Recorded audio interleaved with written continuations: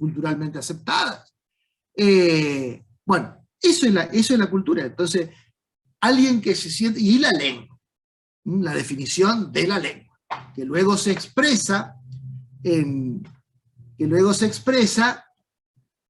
los símbolos, ¿no? Las fronteras, esto es mío, este territorio es mío, las banderas, los himnos, los ejércitos, la protección, la seguridad. Pero hay veces que el decurso de la historia, que es un decurso del poder, ha llevado que algunas naciones estén sobre otras. En el caso del Estado español, la nación castellana,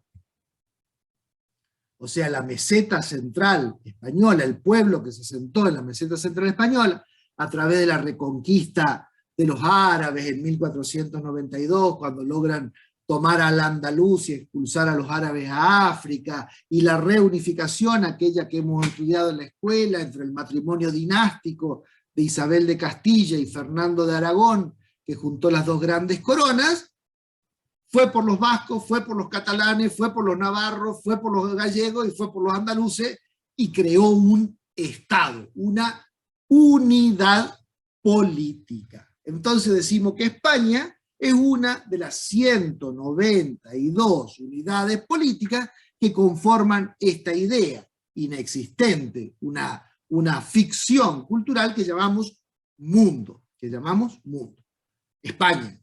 Pero lo que me hacía recién ver vuestro compañero Ignacio, también puede ser al revés, también puede ser que una nación se haya quedado sin Estado. El Kurdistán, por ejemplo. No hay un país kurdo. Los kurdos son una nación grande, importante.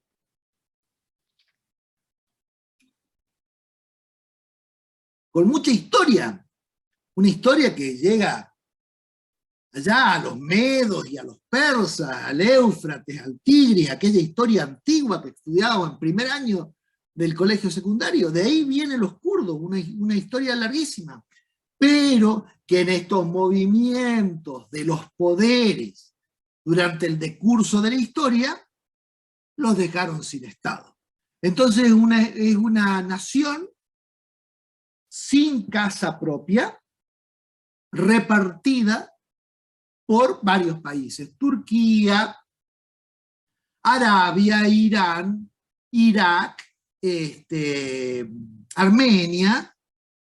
Todo eso los kurdos están ahí, y tienen su lengua, y viven reclamando un territorio, inclusive forman una guerrilla, que pelea básicamente con Turquía, porque reclaman un territorio grande en el sureste, en la mitad sudoriental de Anatolia, de la Turquía continental. Vieron que Turquía tiene dos partes: hay una Turquía europea, que es donde está Estambul, y una Turquía asiática, que es donde está Ankara.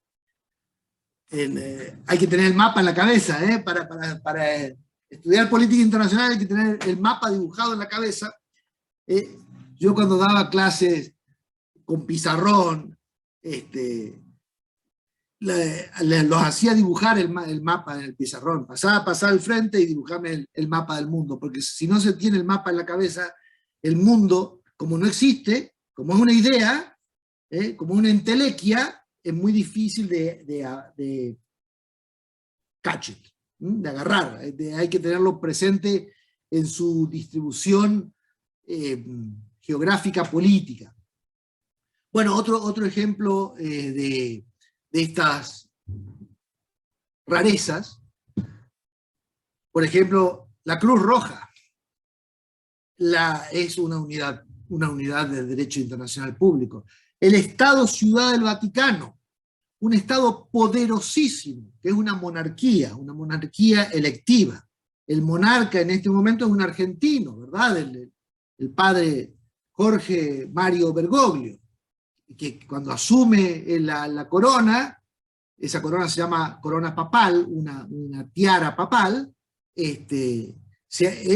su cargo es ser jefe de Estado, un jefe de Estado, jefe Estado de la Ciudad del Vaticano, una cosa muy chiquitita en el centro de Roma, de 11 hectáreas, en el centro de Roma, donde está la Basílica de San Pedro, los jardines, los museos vaticanos y Castel Gandolfo y Castel Sant'Angelo. Esas tres cosas conforman un Estado sin población, pero uno de los estados más importantes del mundo a nivel poder, ¿no? O sea, ven que el poder no tiene que ver con el tamaño necesariamente, sino con otro tipo de cosas. Bueno, y así ahí va Liechtenstein, San Marino, Andorra, muchos paraísos fiscales, bueno, todas esas cosas rarezas son unidades políticas. Lo importante que tengan presente, entonces, es que el mundo es la sumatoria de 192 unidades políticas. ¿Y cómo uno llega a ser parte del mundo? Por ejemplo, ustedes y yo nos juntamos, venimos acá, compramos un par de campos y decimos, nosotros queremos ser un país. O Mendoza que anda queriendo independizarse en Argentina, dice, estamos pensando en independizarnos, vamos a ser un país. Bueno, no es tan fácil, no es tan fácil. ¿Quién dice que un país es un país? Bueno, los demás países, los demás estados. O sea, hay que encontrar el consenso de los demás para que admitan y acepten que uno es un país. El último país que fue reconocido necesita aval internacional, es lo que pasa con Palestina, Taiwán, etc. Efectivamente, así es. Pero ¿qué es el aval internacional? ¿Quién da el aval? ¿Qué autoridad da el aval internacional? No hay autoridad internacional. No hay gobierno internacional. El mundo no tiene gobierno. El mundo no tiene gobierno, el mundo no tiene ejército y el mundo no tiene policía. No tiene policía. La policía es el cuerpo social encargado de hacer cumplir forzosamente las leyes. Si usted hoy va acá, roba en la farmacia que está cruzando la calle, viene la policía y le quita su libertad y lo pone en una cárcel porque es la encargada de aplicar la ley de defensa de la propiedad privada. Usted no puede robar la farmacia del frente. Si roba la farmacia del frente, infringe una ley, viene la policía y le saca su libertad. Ese cuerpo y esa función no existe a nivel internacional, porque no hay ley internacional coercitiva. Y la coerción forma parte de la definición de la ley. Decían los romanos, dura lex es lex. O sea, es ley por dura que sea, porque se hace cumplir, porque es coercitiva. Pero nadie hace cumplir la ley internacional. Hay un derecho, dos en realidad, un derecho que se llama derecho internacional privado, que intenta regular las relaciones entre las personas a nivel internacional, y un derecho que se llama derecho internacional público, DIP, los que hemos estudiado abogacía o sociología o ciencia política, nos hemos tenido que comer todo eso, ese DIP, ¿no? El derecho internacional público, son los tratados. Los tratados internacionales conforman una legislación internacional, pero es una legislación no coercitiva, porque son los estados los que luego tienen que ir y adherir o no a ese tratado, a esa legislación. Y si un estado no quiere adherir, no hay quien le diga que tiene que adherir. Todo depende del poder que tenga el Estado. Por ejemplo, hay una Corte Penal Internacional. El derecho penal es uno de los derechos más importantes porque es el derecho que te quita la libertad. No te impone una multa, sino que te saca tu libertad, que forma parte de tu vida, te pone en la cárcel o algunos derechos internacionales directamente te sacan la vida, ¿verdad? Donde hay derecho, donde hay pena de muerte, te quitan la vida. es el derecho penal. El derecho penal internacional es una cosa muy difícil, porque si no hay gobierno y si no hay policía internacional, ¿cómo va a haber un derecho penal internacional? Bueno, se ha intentado, se trabaja mucho en eso y se ha logrado generar una corte en La Haya, la Corte Penal Internacional, de la cual fue fiscal otro argentino, Moreno Ocampo, el doctor Moreno Ocampo, aquel que fue fiscal en los juicios de las juntas militares cuando volvió la democracia en 1983, es fiscal de la CPI, de la Corte Penal Internacional. Ahora, a la Corte Penal Internacional los países tienen que adherir. Uno de los países más importantes del mundo, o el país más importante del mundo, que son los Estados Unidos de Norteamérica, no ha adherido a la Corte Penal Internacional. No reconoce la jurisdicción internacional penal de la Corte. Entonces, ningún norteamericano, fundamentalmente ningún soldado, ni ningún oficial norteamericano que andan en guerra por todo el mundo, puede ser juzgado en la Corte Penal Internacional porque los Estados Unidos ha decidido no adherir. O lo mismo con el pacto climático del protocolo de Kioto. Los Estados Unidos no han adherido al pacto climático. Y así sucesivamente, el pacto de los océanos, el derecho de la aviación civil, el derecho, todos estos derechos que se llaman de cuarta generación, ¿no? Los derechos de cuarta generación internacionales son muy vidriosos porque son derechos voluntarios, o sea, donde los estados tienen que sumarse si quieren, y los estados poderosos generalmente no quieren.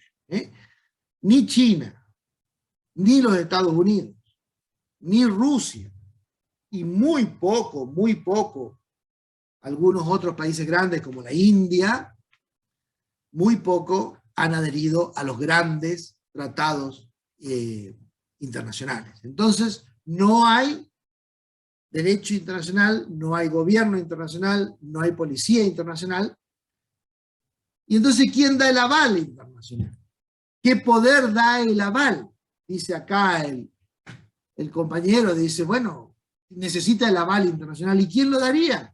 El Papa. Bueno, en algún momento de la historia lo dio el Papa. Los papas daban, yo quiero ser rey, decía Luis de Francia. Bueno, decía el Papa, dale. Entonces iba el Papa y lo coronaba al rey. Era, como el Papa se suponía que era representante de Dios, era el poder divino que a través de las manos del Papa pasaba a los hombres. Pero eso ya es historia, ya el Papa no corona a nadie, afortunadamente. El poder ahora se entiende que no viene de Dios, sino que sube desde el pueblo. Es el pueblo el que da el poder. Pero no hay pueblo internacional. No hay pueblo mundial tampoco. Así como no hay gobierno ni hay policía. Bueno, entonces paso al próximo capítulo 4 de este discurso que vengo haciendo, para mostrarle qué es el mundo.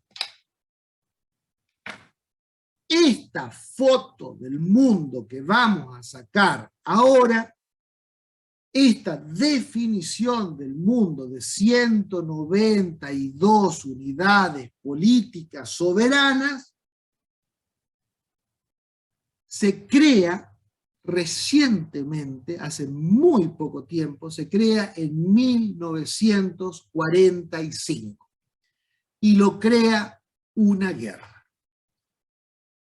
Las guerras son muy importantes porque las guerras en la historia de la humanidad, en los últimos 25 siglos o más, 35, 40 siglos, desde que tenemos memoria civilizatoria, las guerras son las que van conformando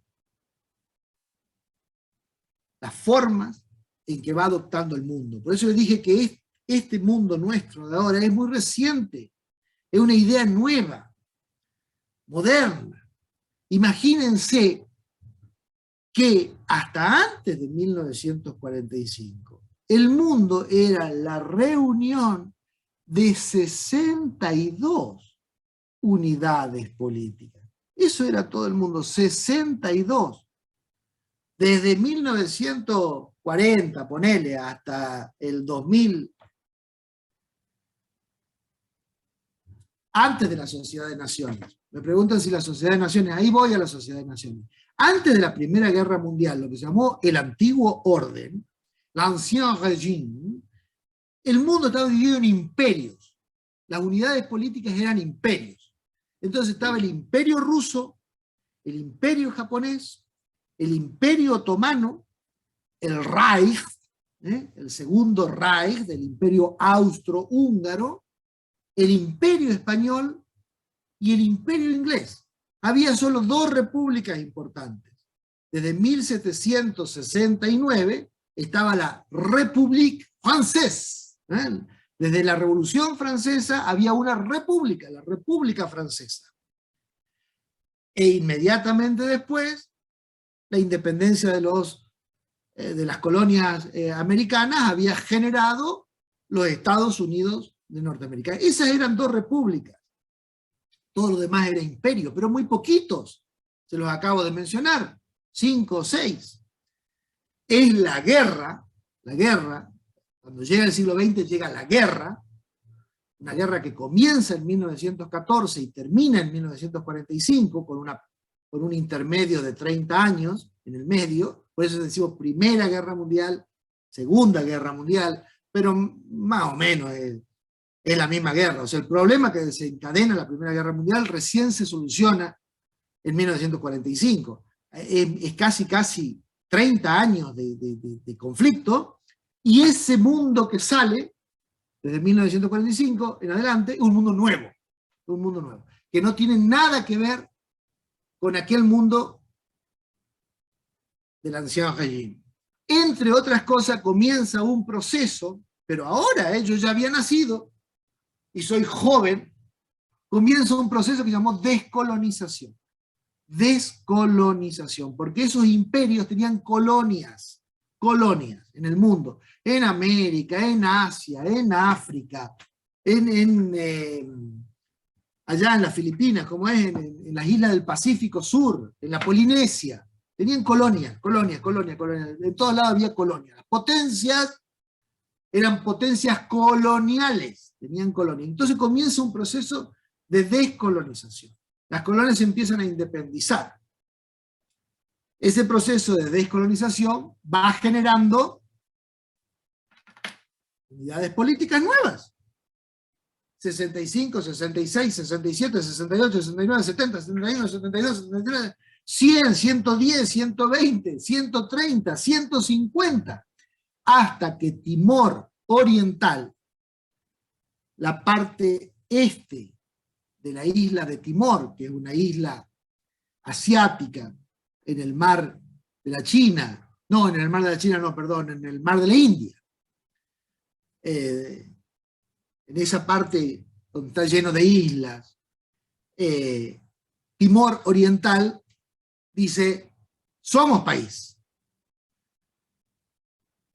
Y el mundo le dice, ok. Y ese es el país 192. Mañana puede haber un 193, así es, puede haber un 193. También puede haber un 191. Y también puede haber un 190. Después digo eso, pero los estados se crean, pero también desaparecen. También desaparecen. Y Putin tiene alguna idea de eso. Bueno, entonces surge un nuevo mundo cuando termina la guerra. Hay un libro muy interesante, de un inglés. A ver si lo tengo a mano, se los muestro. No lo veo por acá. Bueno, después se los busco. De un historiador inglés, marxista, judío, que nació en Egipto, una vida apasionante, que se llama Eric Hobsbawm. Hobsbawm. Eric Hobsbawm tiene un libro apasionante que se llama, en castellano se llama La Historia del siglo XX. Está en castellano, se compra en cualquier librería. pero no da el título en castellano, no da la idea de su tesis, que sí la da el título en inglés. El título en inglés, el original en inglés, se llama The Short 20th Century. The Short. La idea del siglo XX corto es una idea de Hobsbawm, y es una buena idea, porque explica muchas cosas, porque Hobsbawm dice que el siglo XX no empezó en 1900, o en 1901 si quieren, y no terminó en 1999, o en el 2000 si quieren, que no fue un siglo de 100 años. No, que el siglo XX, en realidad el siglo XX comienza en 1914. Y no termina a fin de siglo, sino que termina en 1989. Ese es the short 20th century.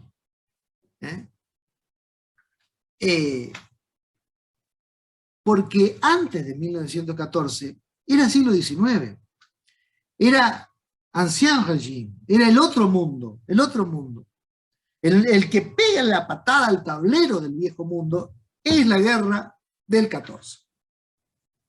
Cuando los imperios vuelven a hacer lo que siempre habían hecho, o sea, dirimir sus diferencias enfrentándose en un conflicto bélico, pero no se dieron cuenta de que había llegado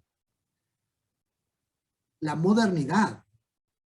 Y con la modernidad llegó la ciencia y la aplicación de la ciencia a la guerra, que fue la técnica armamentística. Entonces esa guerra es que no la ganaba nadie, pues no podían ganarla. Entonces acababan trincheras y pasaban años disparándose y se mataban y se mataban y se mataban, pero nadie ganaba porque los niveles tecnológicos ahora ponían en un equilibrio de muerte, en un equilibrio tremendo, pero equilibrio al fin, entonces nadie ganaba la guerra. La Primera Guerra Mundial, para aquellos que hayan alguna vez leído un poco, se esperaba que fuera una guerra relámpago, una Blitzkrieg, una guerra que iba a durar 3 meses. Duró 4 años. Y se llevó al 65% de los varones en edad reproductiva de Occidente. Casi desaparecemos. No quedaban hombres para reproducir la raza, la especie humana. Fue terrible, fue terrible. Y aún lo que venía después iba a ser peor. Porque esa técnica siguió creciendo. La guerra se estancó durante 4 años y finalmente la intervención de los Estados Unidos de Norteamérica, que como habían quedado afuera y eran una república y seguían por su propio ritmo y a su propio paso, habían adelantado muchísimo, entonces la intervención de los Estados Unidos en territorio europeo logra desequilibrar la balanza del Reich, del Imperio Austrohúngaro, y se firma la paz en 1918. Ahí viene la Sociedad de Naciones que mencionaba recién el compañero. Los vencedores de la Primera Guerra Mundial dicen, bueno, vamos a crear una sociedad donde nos sentemos todas las naciones, todos los países en ese momento existentes. En ese momento ya eran 70, habían crecido un poquitito, pero todavía eran muy pocos, 76, creo, 77 países, los que integran la conferencia de la Sociedad de Naciones. Sociedad de Naciones que se reúnen en París, al final de la guerra, y esa Sociedad de Naciones intenta hacer algo parecido a un gobierno mundial, de consenso. Pero meten la pata de una forma terrible. Porque, dice, lo que tenemos que hacer es que Alemania, o Prusia, como se llamaba en ese momento, el imperio prusiano, el imperio, o sea, el poder más grande que tiene Europa central, no vuelva a levantar nunca más la cabeza. Que Alemania no vuelva a ser un peligro nunca más. Por lo tanto, tenemos que ahogarla. Ahogarla. Hay que ahogar la industria alemana, hay que ahogar la economía alemana, hay que ahogar las posibilidades comerciales de Alemania, que Alemania quede una tabla rasa. Entonces, sacan la cuenta de lo que costó la guerra. Dice, a Italia la destruyeron, a Grecia la destruyeron, a Francia la destruyeron, la línea Maginot nos costó tanto, a Bélgica la habían hecho bosta, a Bélgica hay que reconstruirla. Bueno, dice, esto sale esta plata. Paga Alemania.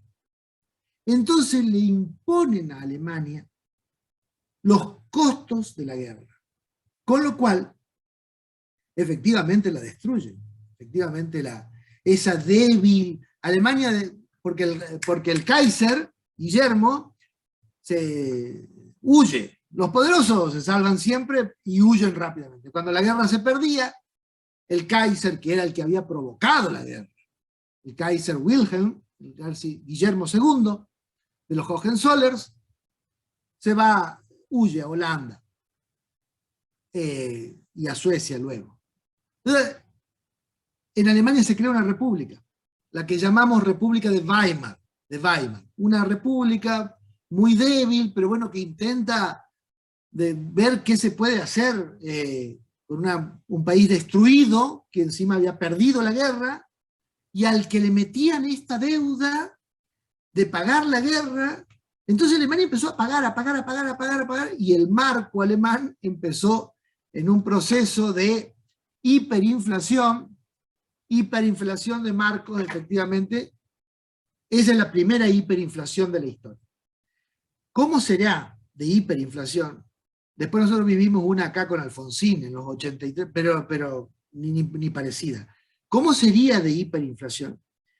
Que imprimían el billete de 100 millones de marcos, 100 millones, 9 ceros, pero lo imprimían de una sola cara. Porque la tinta de imprimir el billete de los dos lados salía más que 100 millones de marcos. Bueno, ese fue el colapso. Y Alemania estaba vencida, era un desastre humanitario, social, pero era una potencia. Alemania siempre ha sido, junto con Francia, han sido las locomotoras de Europa, han sido los países demográficamente más grandes, económicamente más grandes, filosóficamente más grandes, o sea, Goethe, Schiller, Marx, todo salió de ahí, ¿no?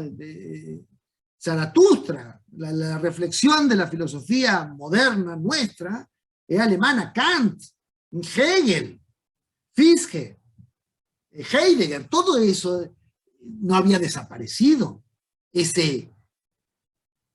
esa cosa dura. Entonces ese golpe a Alemania genera Hitler, genera el nacionalsocialismo, la reacción contra Europa, el odio contra los vencedores de la Primera Guerra, crea el huevo de la serpiente. Hay una película, seguramente la conocen, El huevo de la serpiente, una película de Bergman, de Ingmar Bergman, el cineasta sueco, que muestra cómo esta presión de Occidente, del mundo victorioso de ese momento, crea el huevo de la serpiente, anida la serpiente, hace que surja el más grande de los peligros que hemos soportado como humanidad, que fue el surgimiento del nacionalsocialismo alemán, que todavía hoy lo seguimos padeciendo, porque esos grupos guerrilleros ucranianos, los ucronazis, reivindican al nacionalsocialismo alemán, a Hitler, hasta el día de hoy. Y hay nazis por todos lados, y los neonazis, y los skinhead, hasta en la misma Alemania, aunque está prohibido por ley penal la memoria del nacionalsocialismo, hay nazis en todos lados. Y hubo muchos nazis en la Argentina. Hubo muchos nazis en la Argentina. Fue un momento en que el mundo estuvo a punto de cambiar para ese lado. Hay, por ejemplo, si ustedes buscan, está en internet, unas fotos muy interesantes del Luna Park, de Buenos Aires. Actos nazis en el Luna Park de Buenos Aires, con las banderas nazis, y con todos con la mano estirada, el Luna Park lleno. Bueno, una historia que no pasó, pero que pudo, que estuvo muy cerca de haber pasado, de que el mundo fuera nacionalsocialista. Si Hitler ganaba la guerra, el mundo hubiera sido un mundo nacionalsocialista, claramente. Pero no la ganó. Fue una guerra terrible la que se desencadenó ahí nomás, en 1938, 1939. El mundo entero estaba pasando por un periodo, esto es lo que explica Hobsbawm, ¿no? Estaba pasando por el parto de la modernidad. En Italia había ganado el fascismo de Mussolini, en España el general Franco había dado el golpe de Estado contra la República. En España se había creado también una república, como la República de Weimar, se había creado en España, lo habían echado al rey, Alfonso XIII, se había exiliado en Roma y habían creado una república de un frente popular gobernaba, un frente entre comunistas, socialistas y anarquistas. Bien rojo, bien zurdo. El general Franco da un golpe de Estado contra esa república en 1936, comienza la Guerra Civil Española, de la que seguramente han escuchado hablar mucho, y muchos de nuestros abuelos terminaron viniéndose por esa guerra civil, que dura de 1936 a 1939, que gana Franco, toma Madrid en 1939, entonces establece el fascismo en España. Entonces, fascismo en España, fascismo en Italia, estaban como dadas las condiciones para el surgimiento de un fascismo en el centro de Europa, y Hitler gana las elecciones. Llega a ser canciller de Alemania por elecciones. Inmediatamente una vez que llega, anula las elecciones, pone al Partido Nacional Socialista como partido único, y comienza una política expansiva en Europa. Toma primero Austria, él era austríaco, toma primero Austria porque consideraba que Austria era parte de la gran Alemania, del Reich. Entonces por eso se llama Tercer Reich, porque es el tercer reino, la tercera vez que se intentaba crear un reino poderoso en el centro de Europa. Me quedo sin aire. Toma primero Austria, invade Polonia, comienza a invadir también el occidente, invade Francia, establece en Francia un gobierno pro-nacionalsocialista, que es el gobierno del mariscal Pétain, el gobierno nazi también en Francia. Entonces ya había nazis o fascistas en España, en Francia, en Italia, en Austria, en Polonia, en Bélgica y en Alemania específicamente. Intenta invadir las Islas Británicas. También la técnica crecía mucho, ¿no? Eso son el tiempo de las bombas, de las B-2, de los Zeppelin, la tecnología crece muchísimo en Alemania en esos momentos, e intenta hacer lo que ya había intentado hacer Napoleón un siglo antes, y le va como a Napoleón. intenta invadir la Unión Soviética. La Rusia, que en ese momento, desde 1917, donde habían echado al zar no lo echaron, al zar lo mataron. No tuvo la suerte del Kaiser Guillermo o del rey español. A la familia Romanov, al zar Nicolás II y a todos sus hijos, a su mujer y a todos sus hijos, lo cagaron matando. Entonces, y la revolución, hay una guerra civil también en Rusia entre los blancos y los rojos, entre los mencheviques y los bolcheviques.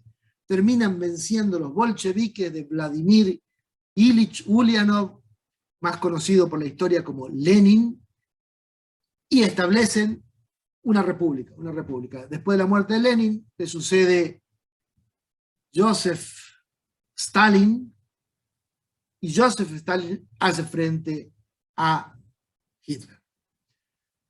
Viene la gran guerra entre Alemania y la Unión Soviética, y Hitler la pierde. Hitler la pierde, y ahí se define este mundo. Les cuento toda esta historia porque es la única manera de llegar a saber por qué tenemos el mundo que tenemos hoy, y por qué es la reunión de estos 192 unidades políticas que conforman la foto de la que ustedes van a tener que manejar sí o sí. Esto es inexcusable. Hay que pasar por este mal trago. No queda otro, no queda otro. Si alguien va a comerciar con, por ejemplo, va a hacer un proyecto de exportación con Hungría, bueno, tiene que saber esta historia, porque Hungría es uno de los que quedan, después de que Hitler pierde la guerra y la gana Stalin, queda de aquel lado. Entonces, la historia, la cultura, la economía de Hungría depende de este cuento que les estoy contando. Y que forma parte de esta molécula pequeñita. Imagínense que le estoy simplificando muchísimo todo, ¿eh? O sea, estoy yendo a los trazos gruesos, a los brochazos.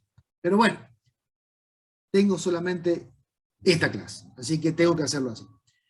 Entonces, cuando la batalla de Leningrado y la batalla de Stalingrado terminan definiendo que Hitler no va a tomar Rusia, como le había pasado a Napoleón, que no pudo tomar la Rusia de los zares en aquel tiempo, Hitler comienza a retroceder, y en Normandía, en las playas del norte de Francia, desembarcan nuevamente, como al fin de la Primera Guerra Mundial, desembarcan los marines norteamericanos. Comienzan a recuperar Europa, pasando por Francia y por Bélgica, y al mismo tiempo hacen la Guerra del Pacífico, porque después del bombardeo a Pearl Harbor había ingresado el Imperio japonés también en la guerra. Entonces se armaron dos grandes alianzas, la Triple Alianza y la Triple Entente, digamos. Los aliados serían Occidente, básicamente el gobierno francés en el exilio, el gobierno que llevaba el general de Gaulle, Charles de Gaulle, el gobierno que llevaba Winston Churchill en Inglaterra, y el gobierno que llevaba el presidente Roosevelt en Estados Unidos, aliados en ese momento al secretario general del Politburó de la Unión de Repúblicas Socialistas Soviéticas, el compañero Joseph Stalin. Eso por un lado. Alemania, Austria, el poco imperio austrohúngaro que quedaba, el imperio otomano y el imperio japonés, el imperio del sol naciente, como contrincante. El imperio otomano se cae internamente, y al imperio japonés, ya lo han visto en miles de películas, porque los yanquis se especializan en filmar sus victorias, el presidente Woodrow Wilson, ordena el bombardeo atómico. El primer y afortunadamente hasta ahora único bombardeo atómico, y los Estados Unidos sueltan desde un avión, sueltan una bomba atómica sobre Hiroshima y una segunda bomba atómica sobre Nagasaki, y con eso termina la guerra. Frente a la demostración del poderío atómico terrible de esas dos hongos nucleares, no hay más nada que hacer. Japón claudica, se rinde ante el general Douglas MacArthur, y Hitler se suicida en el búnker de Berlín ante la llegada del ejército rojo, Los yanquis filman la película diciendo que a Hitler lo vence el ejército norteamericano, a Hitler lo vence el ejército ruso, el ejército soviético, que es el que llega a Berlín. Y esto es muy importante porque llegan juntos. Es muy importante para lo que voy a decir ahora. Y ahí se arma el nuevo mundo. Ahí se arma este mundo que tenemos hoy nosotros. Al menos, ceteris paribus, al menos de momento, hasta que veamos cómo termina el conflicto en Ucrania. Pero hoy, los vencedores de la guerra crean al final de la guerra, de la Segunda Guerra, algo parecido a lo que habían intentado en París al final de la Primera Guerra.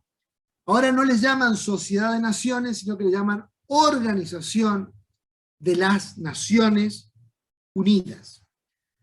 Y como el que había puesto el mayor capital para vencer en el territorio europeo habían sido los Estados Unidos de Norteamérica, dice, no, en París no, ya basta de París, Nueva York. El nuevo centro del mundo va a ser Nueva York. Ya no va a ser más París como había sido en el ancien régimen. No, Nueva York. Entonces se crea la ONU, la United Nations, la UN, se crea en la primera avenida, este edificio alto, con ese edificio plano que está en la primera avenida de Nueva York. Y ese es el sistema internacional vigente hoy. Las Naciones Unidas tienen varios órganos. El órgano principal se llama Asamblea General. Tiene un secretario general, tiene un Consejo de Seguridad y otros órganos menores, de comercio, de colonias, de descolonización, de medicina, la Organización Mundial de la Sanitarista, etcétera, etcétera. O sea, hay todo un sistema que se llama Sistema de Naciones Unidas. Pero el hardcore es este: la Asamblea, el Secretario y el Consejo de Seguridad. ¿Qué es la Asamblea? La Asamblea es la sala donde se sientan 192 unidades políticas. La Asamblea de las Naciones Unidas es la foto del mundo. Uno quiere ser un país. ¿Quién tiene que decir que sos un país? Los 192 que se sientan en la Asamblea General de las Naciones Unidas. Y la Asamblea General es muy gracioso. Si ustedes van alguna vez, quizás han ido, es muy interesante ir, O sea, pasan por Nueva York, ahora que se va a poder viajar de nuevo, alguna vez, vayan, se puede visitar, y es muy gracioso porque, claro, los primeros asientos, los que están más cerca de ese atril de mármol verde que siempre vemos en la foto, donde hablan los jefes de Estado y de gobierno, son muy cómodos y tienen mucho espacio, y están muy distanciados unos de otros. Sí, ya le hablo de Palestina. Deme un segundito. Palestina es un caso es Palestina. Ya digo dos palabras sobre Palestina.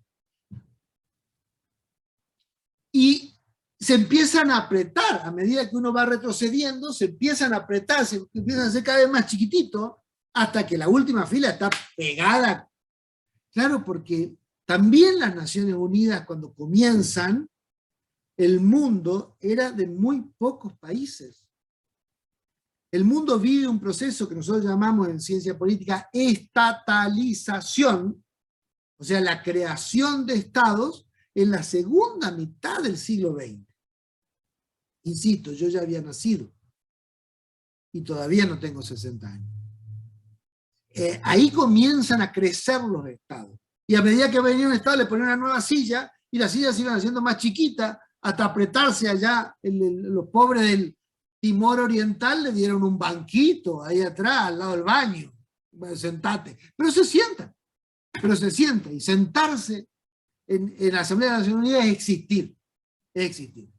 Existís como país si estás sentado en la Asamblea de las Naciones Unidas. Hay algunos casos raros, como por ejemplo el que me acaba de mencionar ahí este alumno, el caso de Palestina.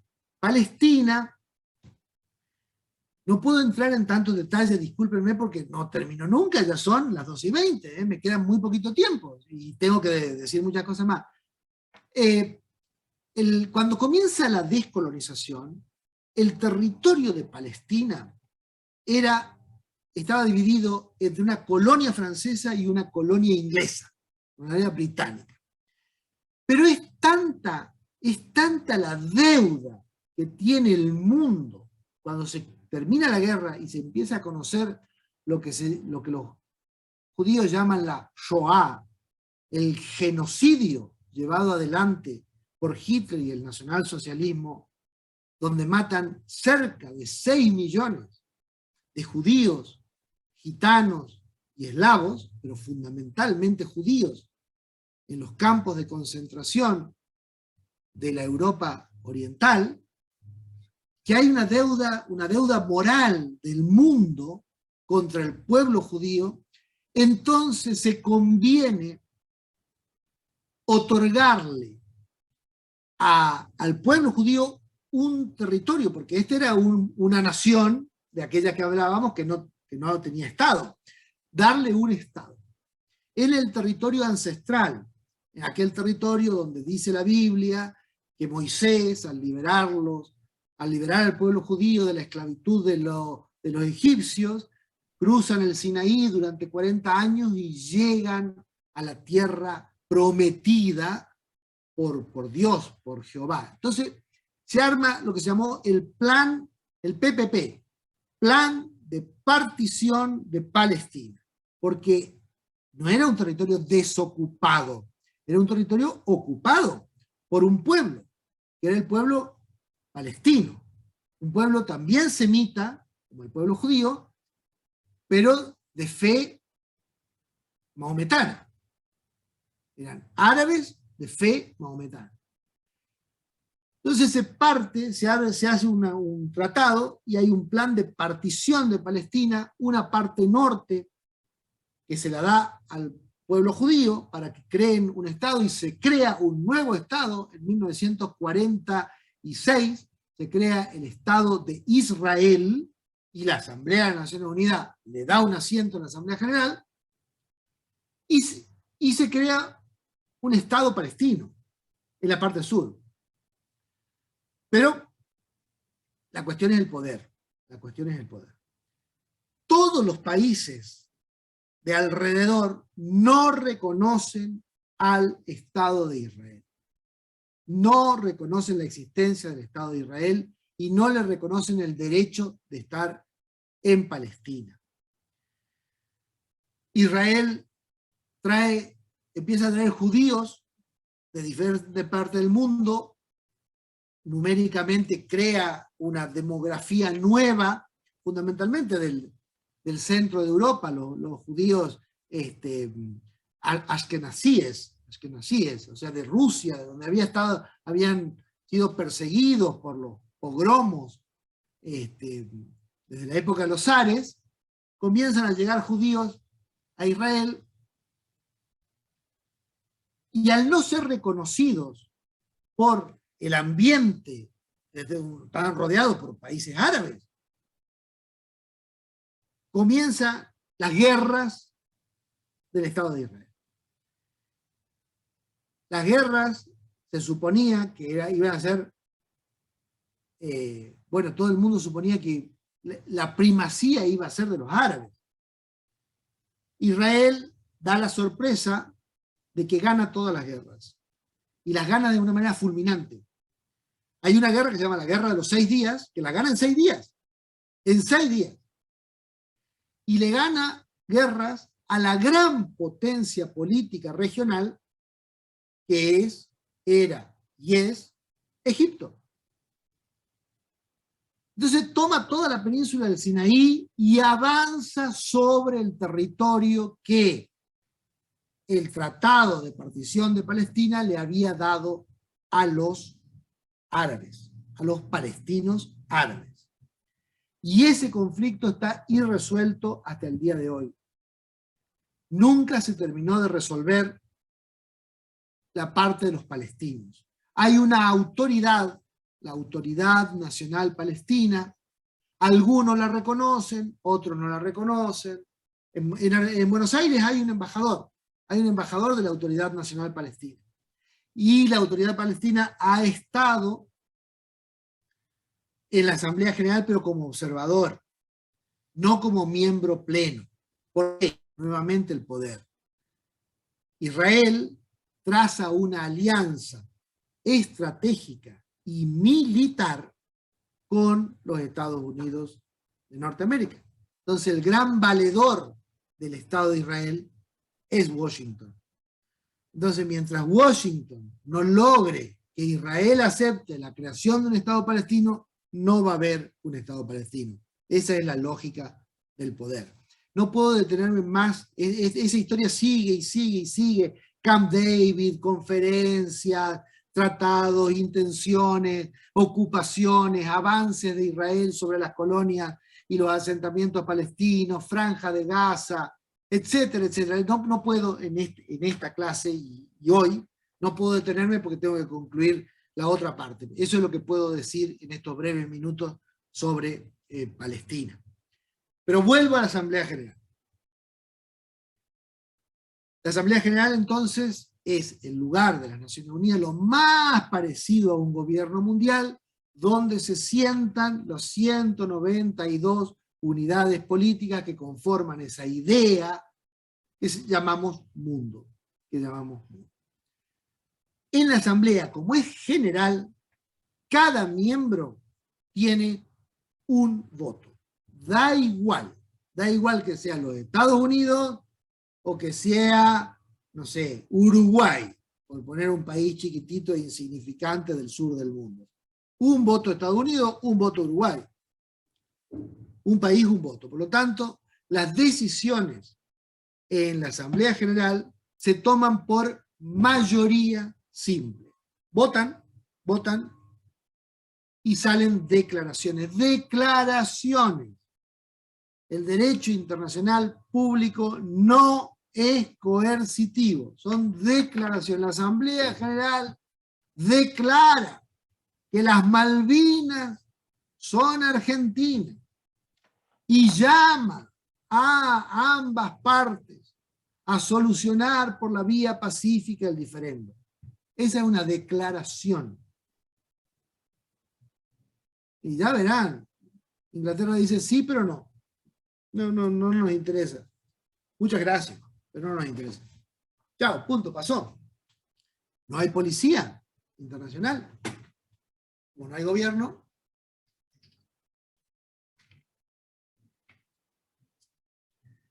Pero, junto a las Naciones Unidas y a los buenos oficios del secretario general, que es más bien administrativo, o sea, es una persona importante a nivel personal, pero no tiene poder. Hay una cosa cercana a un ejército internacional que llaman los cascos azules de Naciones Unidas. Los cascos azules son parte de los ejércitos nacionales de los países integrantes de la Asamblea General de Naciones Unidas que aportan una N cantidad de efectivos a disposición del secretario general de las Naciones Unidas. Entonces el secretario tiene esos soldados que generalmente los usa para misiones de paz, como en Haití, por ejemplo. En Haití hay una misión de paz de los cascos azules de Naciones Unidas, pero poca cosa, una cosa sin relevancia real. Y el Consejo de Seguridad, y ese sí es real, porque ahí está el poder. El Consejo de Seguridad, en el Consejo de Seguridad se sientan los que ganaron la guerra, los que ganaron la Segunda Guerra, o sea, se siente el poder, ¿no? Y más tarde, un poco más tarde, también ingresa Alemania, aunque no haya ganado la guerra, la haya perdido, pero bueno, es el poder del país más importante del centro de Europa, se sienta también. El Consejo de Seguridad, que tiene miembros permanentes y miembros transitorios, los importantes son los miembros permanentes. Son 5, apenas, ¿eh? O sea, Estados Unidos, Rusia, Francia, Gran Bretaña, Japón, y Alemania, y China.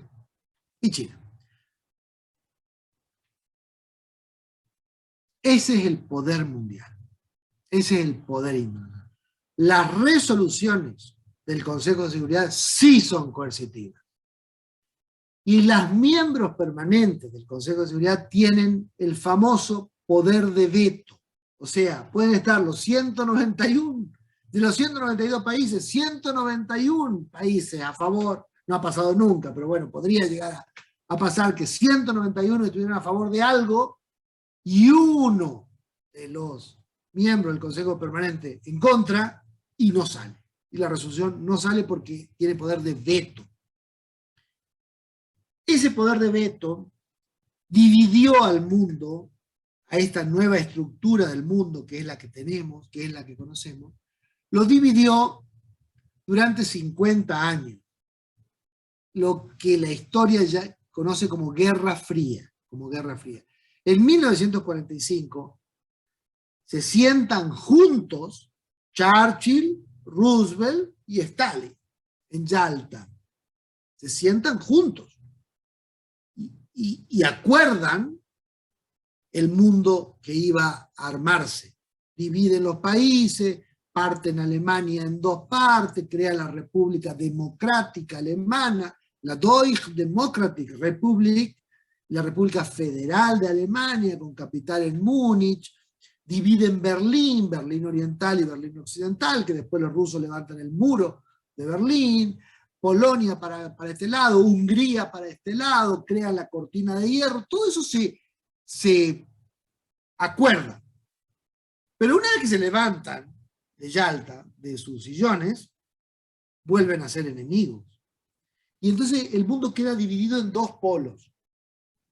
El polo occidental, el mundo libre, occidente, con base en Washington, y la cortina de acero, el Pacto de Varsovia. En Varsovia, Polonia, los países que habían quedado de aquel lado, en la órbita soviética, firman un pacto militar. Rápidamente los Estados Unidos, junto con Francia y con Inglaterra, con Gran Bretaña principalmente, firman otro pacto militar que se llama North Atlantic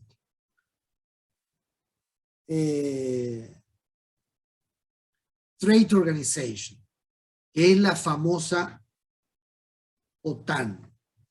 Esta OTAN, la Organización del Tratado del Atlántico Norte, que tiene tantos efectos inclusive para nosotros. La OTAN es la que participa en la Guerra de Malvinas, la que le da el soporte a Gran Bretaña en la Guerra de Malvinas.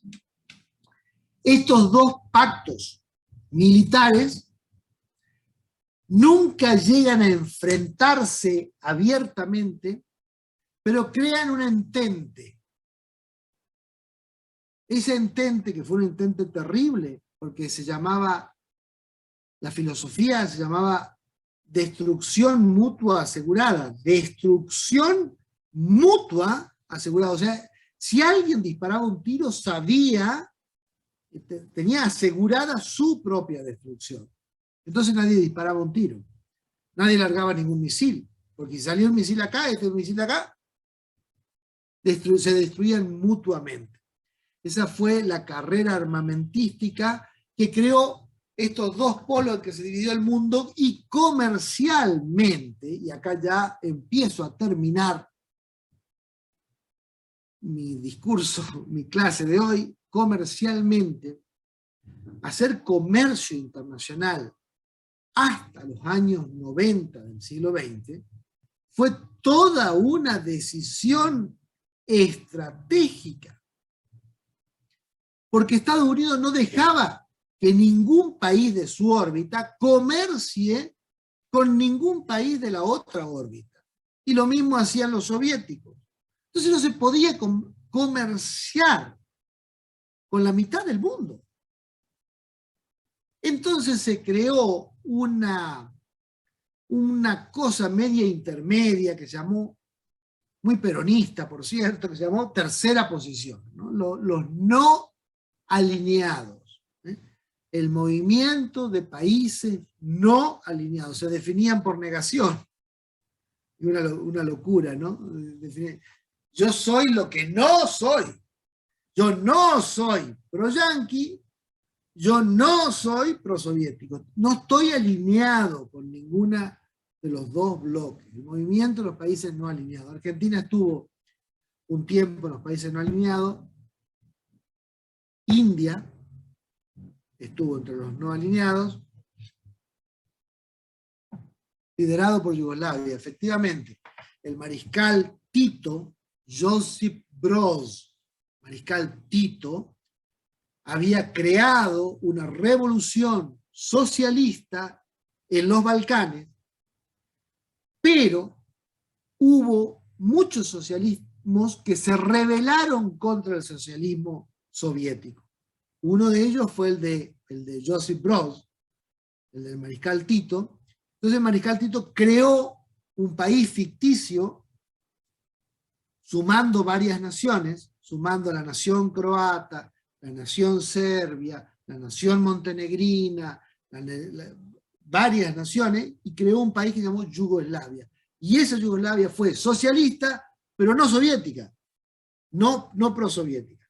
Y el otro gran socialismo, que no fue soviético, es más, que tuvo una guerra con el socialismo soviético, fue el socialismo chino.